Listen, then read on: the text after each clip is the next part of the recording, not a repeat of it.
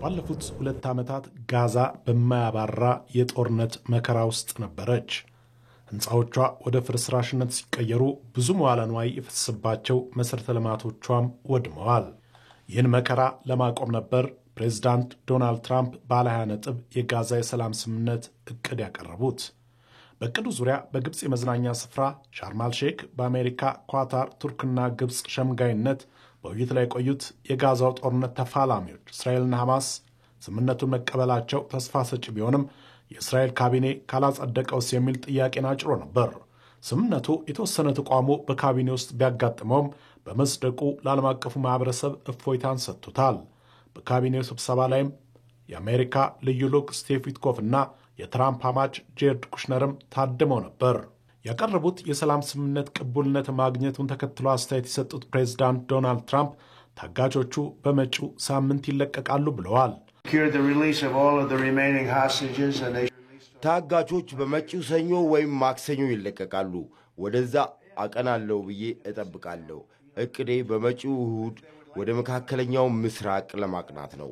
እዚያ በመሆን ሁኔታውን በቅርበት እከታተላለሁ። በሐማስ ቁጥጥር ስር ከሚገኙት 48 ታጋቾች 20 ናቸው በሕይወት የሚገኙት ተብሏል። በስምምነቱ የመጀመሪያ ዙር የድርጊት መርሃ ግብር መሠረት እስራኤል በቁጥጥሯ ስር ከሚገኙት 1700 እስረኞች በመቶዎች የሚቆጠሩትን ተለቃለች ተብሎ ይጠብቃል። በሁለተኛው ዙር ደግሞ የትጥቅ ማስፈታት ሥራ ይከናወናል ያሉት የዩናይትድ ስቴትሱ መሪ የሰላም ስምምነቱን ተከትሎ ለመጀመሪያ ጊዜ በጉዳዩ ላይ አስተያየት የሰጡት የእስራኤል የውጭ ጉዳይ ሚኒስትር ጌዲዮን ሳር ጦርነቱን እንዲያበቃ የተቀመጡት ግዴታዎች ተግባራዊ መሆን ይኖርባቸዋል ብለዋል።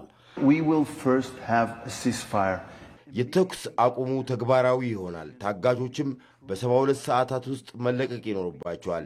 እንደኔ እምነት ይህ ሲሆን ነው ጦርነቱ የሚያበቃው። የጋዛን የሰላም ስምምነት በጣም ወሳኝ ጉዳይ ያሉት የእስራኤሉ መሪ ሀገራቸው ለስምምነቱ ትግበራ ቁርጠኛ መሆኗን ነው ያመለከቱት። የሐማሱ ከፍተኛ ባለሥልጣን ኦሳማ ሐምዳን የእስራኤል ጦር ከመኖሪያ አካባቢዎች መልቀቅ ጊዜ የሚሰጠው ጉዳይ አይደለም ብለዋል። በመቶዎች የሚቆጠሩ እርዳታ የጫኑ ተሽከርካሪዎች ወደ ጋዛ እየገቡ ሲሆን የተባበሩት መንግስታት ድርጅት ለዚህ ዓላማ 170 ሺህ ቶን ሰብአዊ እርዳታ ማዘጋጀቱን አስታውቋል።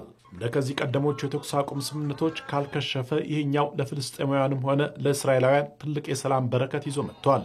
ለዚህም ነው እስራኤላውያንና ፍልስጤማውያን ደስታቸውን እየገለጹ ያሉት።